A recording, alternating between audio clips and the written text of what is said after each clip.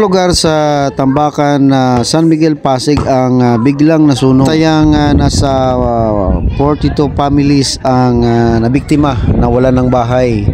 Yung iba wala man lang naisalba kahit yung kanilang mga alagang hayop. Agad naman itong binigyan ng tulong ni Ate Sara Diskaya at personal pa itong dinalaw. Baka sa lugar ang pinsala ng sunog, talagang wash out ang mga bahay. At kitang-kita yung tindi ng apoy na lumamon sa mga pamayanan dito. Dala ng mga materials, construction na materials, si Ate Sara Diskaya, kahoy at mga plywood na gamitin nila para muli maitayo ang kanilang bahay. So yung mga light materials, nag-supply tayo ng mga kahoy, tapos syempre yung sa bubong. So para kahit paano magawa nila yung mga bahay nila dito sa nasunugan dito sa barangay San Miguel. Sahin na lang din po. Oo, sa mga nasunugan, ito para kahit paano, makapunta kayo dito, makabalik na kayo sa mga bahay nyo. So nagpadala tayo ng mga materials para makastart uli kayo sa buhay. Ay, sorry ma'am.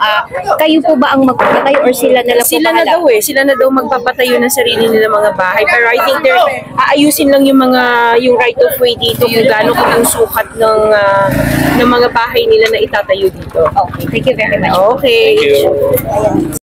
Po, maraming salamat po, Mayora. Ako po si Maria B. Bagyo. Isa po ako mabigyan ng kahoy para may tayo yung nandyan, materialis dyan sa nagkasunog. Wala po lahat. Wala lahat. Pati aso, 10 aso nasunog dyan. Lahat po. Wala natitira po dyan.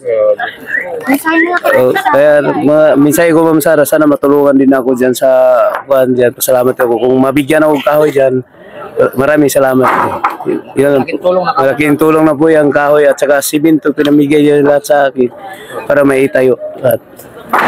Maraming salamat po, Mayora. Nagpapasalamat talaga ako. Malaking pasalamat ko kay Sara na natulungan niya lahat ng nasunugan dito sa Tambakan 2, Purok 5. Salamat. Thank you very much po, Ate Sara.